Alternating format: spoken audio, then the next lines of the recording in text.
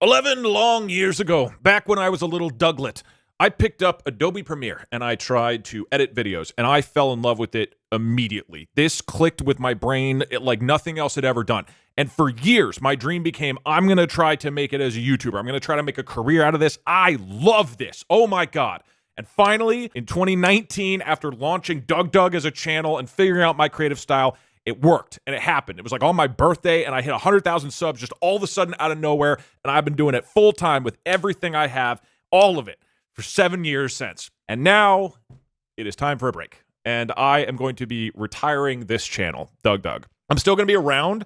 I still plan on making things. I'm still going to stream on Twitch. I'm going to have a second YouTube channel still going to do my podcast. But this channel and what it kind of means to me is retiring. Now you might ask, why are you retiring if you're still going to stream and make videos? And so to me, like DougDoug retiring is a specific type of video. The format of this channel has been three things. One, I want a video to have a really interesting creative premise, like some cool or interesting idea or challenge. Two, I want it to have a really interesting story that's satisfying. There should be fun and unexpected moments, and the story should conclude in some compelling way. And three, I think that story should be told really well with editing, with a lot of, music and voiceover and a lot of thought about pacing. That's what a DougDoug video is to me. And that type of video is awesome, but it is obviously very creatively intense. With the streaming side, I need to plan streams a lot more than the average streamer. I'm really trying to think through what's a cool, interesting idea. How do I develop it? How do I increase the odds that it's going to be like a great story that's really fun with the viewers? And then streams themselves take a bunch of time and energy, kind of by definition, and you got to do a good job at the stream or it's not going to be entertaining enough for YouTube. And then editing is a lot of work. I used to do all of it myself and it'd be like 40 or 50 hours of editing per video. But even now with a team of editors, I still finish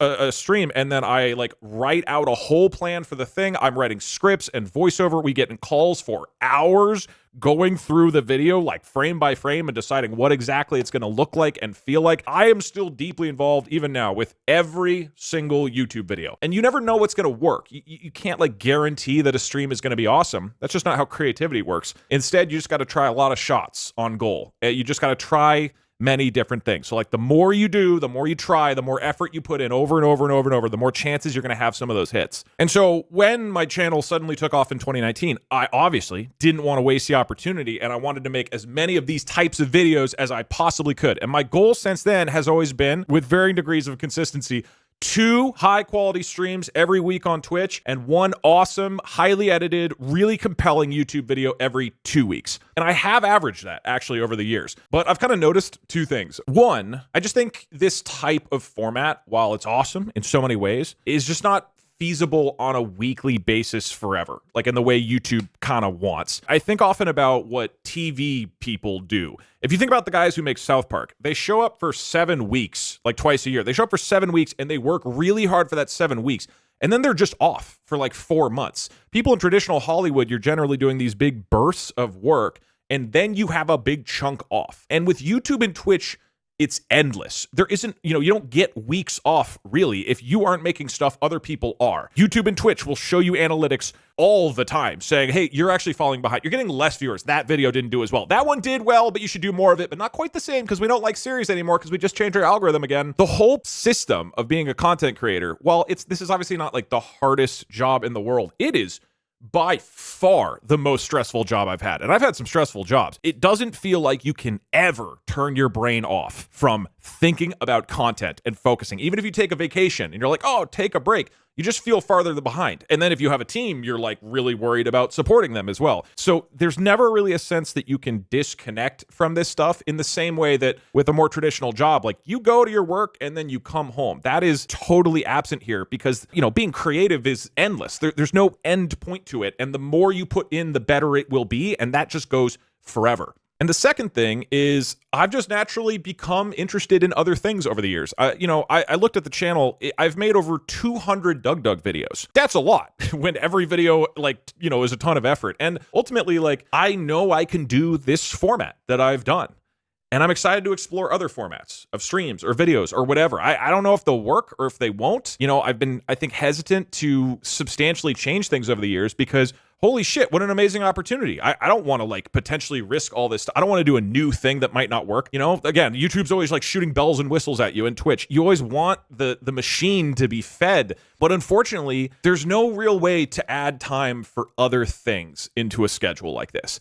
If I want to go try a month-long programming challenge to see if I can make a video game or something, you just can't do that when you're trying to crank out this many streams and this many YouTube videos with this type of format. If you're playing the YouTube and Twitch game, unfortunately, it does not leave almost any room to explore other things. And it's been 7 years, and I'm ready to explore other stuff, or at least have the opportunity to explore other stuff. So what does that actually mean in practice? I'm still going to stream on Twitch, and that might seem weird, but the change is going to be instead of trying to do 2 streams a week or having the streams be in this certain type of format, I'm going to stream really whenever I feel like it and what I feel like, which is, the ultimate creative dream. So there might be a week where I show up and I'm like, I'm going to do some Silk Song challenge all week long. I'm going to do a programming challenge all week long. Maybe I stream, 10 days in a row, and then there's probably going to be a month where I just don't stream. Ultimately, trying to squeeze streams in every single week does really restrict the amount of time I can then go explore other ideas, because it just fills up a lot of time. So going forward, I'm really going to have no expectations on streaming. And on top of that, I'm going to keep making YouTube videos on my second channel. My team is still going to help me edit videos and put them out. But there's a big, big difference between DougDoug, this channel, and DougDoug, the second channel.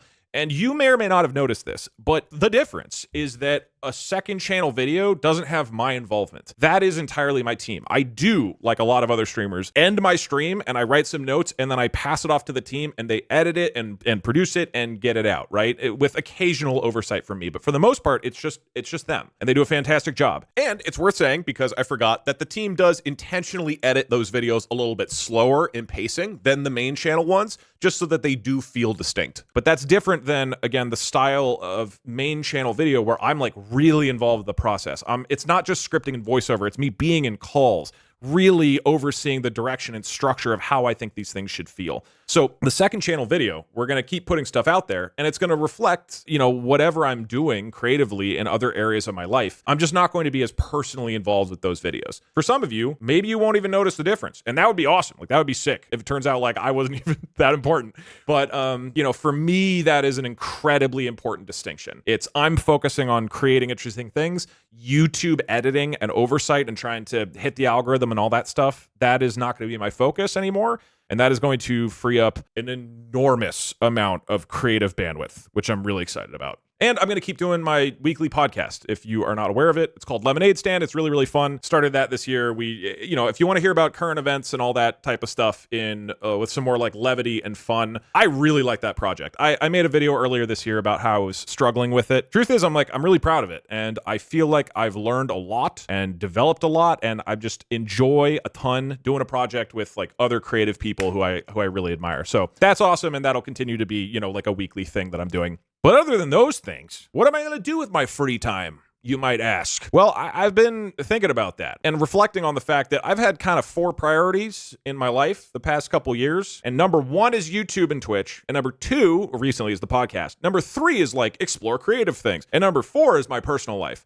Personal life has been solidly at the bottom. And what I'm going to be trying to do is flip that. Exactly. I don't think my personal life and my social life have gotten the, let's say, creative energy that they deserve or the focus that they've deserved, because I've been super fucking passionate about this job. And I think there's nothing inherently wrong with that, to like really push myself to make something awesome and to make an impact. But to me, it's clear now, like, it's time for me to really put some time into taking care of myself in these ways, as well as to have more time for creative exploration. This sounds weird, but the more I step away, when I do take like 2 days away from work and I'm not thinking about work, I end up having more creative ideas than when I'm working. Like giving myself space away from stuff, or researching playing a new game, or exploring a new type of modding, or a new type of coding, or watching YouTube videos tends to inspire me a whole lot. And so I want to have a lot of space carved where I can just explore things and see what happens from them. Because inevitably, when you're working super hard, that just gets pushed to the side, right? And then third is going to be this podcast that I still want to put effort into every week. And then lastly is going to be YouTube and Twitch, where I think there's a world where I end up streaming and making a lot of stuff, maybe even more stuff. I don't know. But again, I want that to be something that naturally results from having a lot of time for creative exploration and relaxation, rather than that being the starting point and I try to fit in these other things if possible. So yeah, I'm I'm really excited for this, to be honest. I'm really optimistic about the future. And of course, I could have just kind of like made less things over time, but I like the idea of kind of wrapping this up with intentionality. I'm clear that I'm ready to try new things, to try a new format, and I would rather just move on to something new rather than say, okay, now it's only going to be one a month rather than once every 2 weeks. Plus, this year, unfortunately, was just extraordinarily hard for me. There's a lot of challenging personal things going on. And so I think it's a good time to kind of like close this chapter and start something new. I want to end by saying I am so incredibly grateful that I got to do this. I think not only did I get to do it, I know with 100% certainty that I gave this my all. And I'm super proud of that. And I would not change that for anything. I am super proud of the team that I built and got to work with. Amazing people. I am so lucky to have an audience that is fucking awesome. Like, let's be honest, most of the best moments from my streams or videos are when it's me and my viewers and my audience. Y'all, we're making a story or an adventure together. And like, that's still my favorite part of streaming, and I love it. And I'm so grateful to have people who wanted to spend their time and energy with me making stupid ass adventures. And I'm really grateful for people who have reached out and said nice messages. That sounds cheesy, but I think at the beginning of all this, it was more like, I just want to make creative stuff, as I think a lot of people do. But over time, people reaching out and saying that, like something I did was inspiring to start content creation or programming or just help them through a hard time. That is like genuinely the most meaningful part of this job now. So getting to hear that I was able to have an impact on some people's lives, even if it's, 100 people or whatnot, means a ton. It means a ton. And I will always view the work at this job as worth it because of that. So that's it. Thanks so much for watching. I appreciate y'all very much. And I am excited, very excited to see y'all in whatever the next thing ends up being.